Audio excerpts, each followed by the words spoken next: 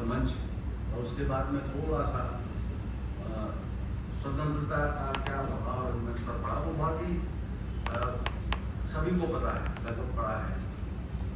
लेकिन क्या चीज़ हमने खोई है रंगमंच में, इस पर मैं ज़्यादा बात करूँगा, क्योंकि मूवमेंट का अध्यात्म पर तो मैं नहीं मानता कि कोई फर्क पड़ता है किसी भी चेंजेस का, तो अध्यात्म अपने आप में है, उसमें खुद ही आप बदलाव शुरू लगातार कर रहे हैं। उसका एक गीत है, बहुत सुंदर गीत है, वही जो मेरा विषय भी है वो बाद में आएगा उसमें भी। हरे प्रसंत संत हरि रूपा, हरे संत स्वरूपा, नाना भेद अनगिनत रास्ते, चाहे जिस विधि ध्याओ, नाना भेद अनगिनत रास्ते, चाहे जिस विधि ध्याओ, संत कहे हरि नाम सुमिर मन, जीवन सफल बनाओ, हरि प्रसंत संत हरि रूपा, हरे संत स्वरूपा,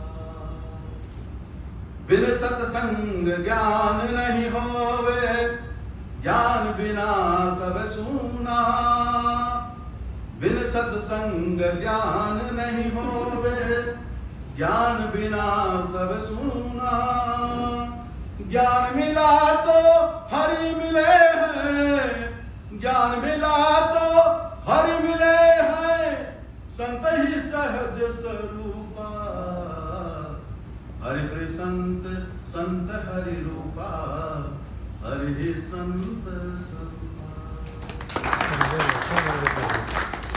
ये बुद्ध उन्हें देखते हैं, बुद्ध की बात हो रही थी तो मैं भी बुद्ध की बात करूँ। तो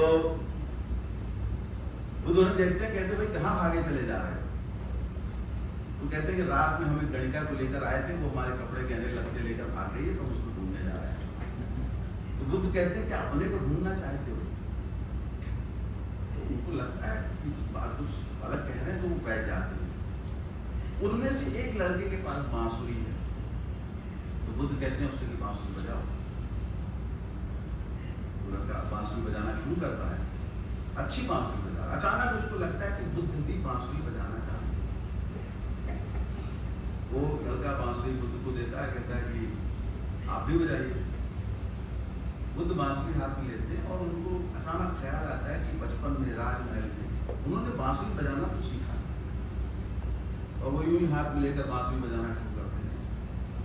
और बांसुरी बजाते हैं तो सचमुच बांसुरी बहुत अद्भुत बज रही है, और जानवर के तमाम जो पशु पक्षी हैं, जानवर सब आसपास आके बैठ जाए, और लड़का पागल हुआ। जैसे ही वो बांसुरी बजाना खत्म करते बोलता मुझे आप अपने शिष्य बना दीजिए, सज्जनलाल जी जैसे रखा है, हर शख्स ने हाथों में उठा रखा।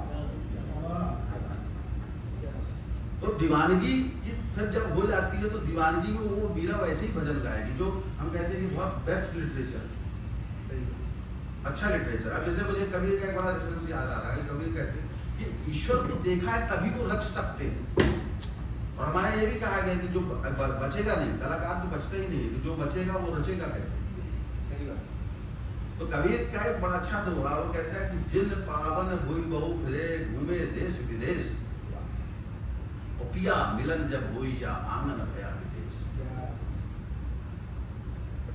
नौन गला पानी मिला बहुरी न भरी है गौन, और सुरत शब्द मैला भया काल रहा कहीं और, और कहना था जो कह दिया अब कछु कहा न जाए, एक रहा दूजा गया दरिया लहर समाए। तो ये दोहा या जिसको हम कहें ये लिटरेचर ईश्वर के साक्षात्कार होने के बाद का लिटरेचर। अब इसको पहले कभी पटाओ लिखो दरबार, आप सबने सुना होगा, तुलसी अब का हो नर के मन सब का।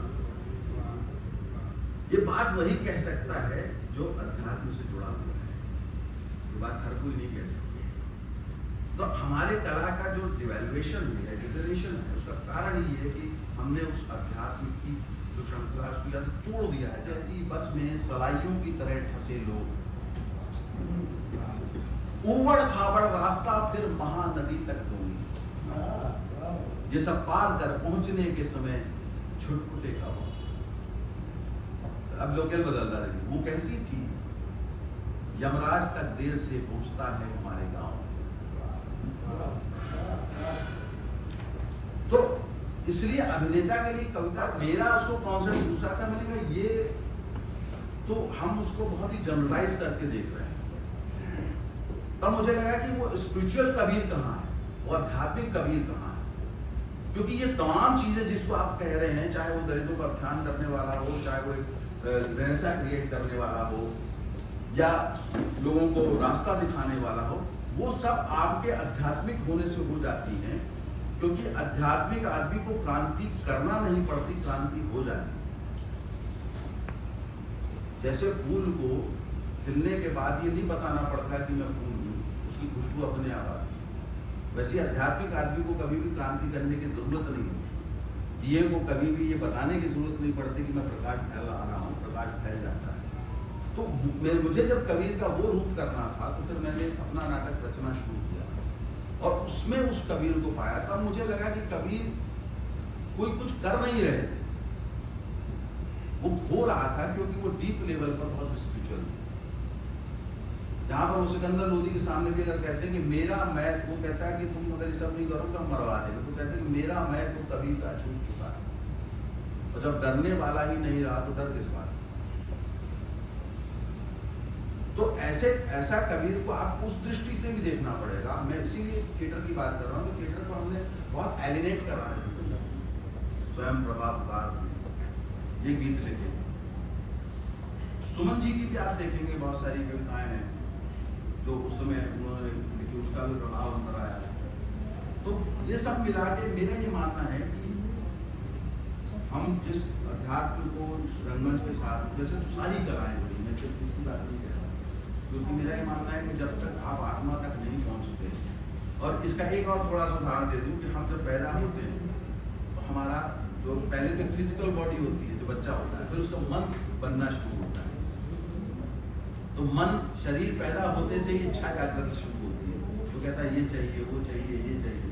कई लोग, मेरा ऐसा मानना है, सभी के लिए नहीं कह रहा हूँ, कई लोग 90-80 साल की उम्र में भी मन शरीर में ही रह जाते हैं।